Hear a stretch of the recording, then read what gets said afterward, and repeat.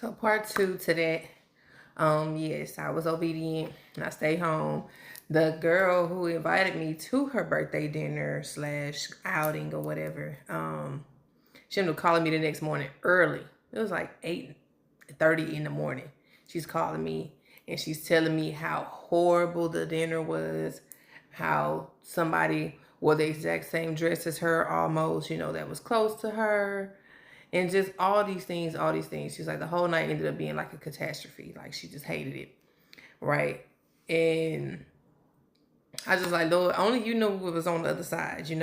Especially when it come down to, the Lord talks to me in threes. That has always, always, always been a thing. I can remember all the way back since I was a kid. He's always spoken to me in threes. So when you talk about you finna leave your house, and you can't find your keys, you can't find your phone, you lose your credit card, or you realize you ain't got your wallet, and you got to turn around, turn around, turn around. And it's like by the second time, because the older I got, I'm paying attention. I'm like, hold on. Once I didn't had to revert and revert more than, and it made it to two times, I'm like, all right, Lord, what are you trying to slow me down for a reason? Because every time I've been in a rush, or I'm going somewhere and, maybe I'm trying to get there too fast or whatever the case may be, it has not ended up well, or it did not play out like I thought it was going to play out.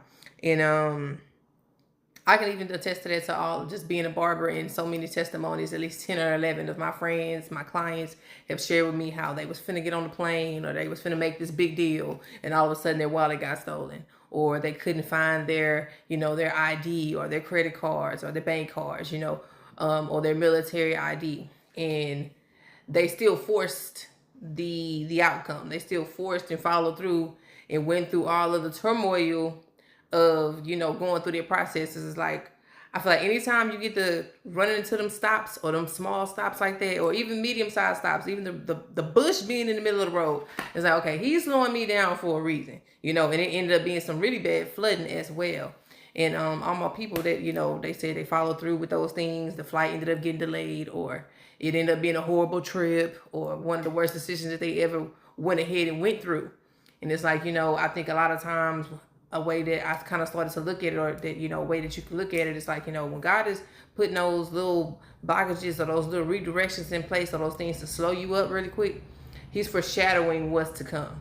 He's foreshadowing like what is going on the other side of that door. Whatever you're trying to get to, whatever you're in a hurry to get to, or whatever it is, if it's something that he like, hey, you need to rethink that, or hey, let's slow down and really, reassess really quick, and that really, really, really goes a long way. I'm like,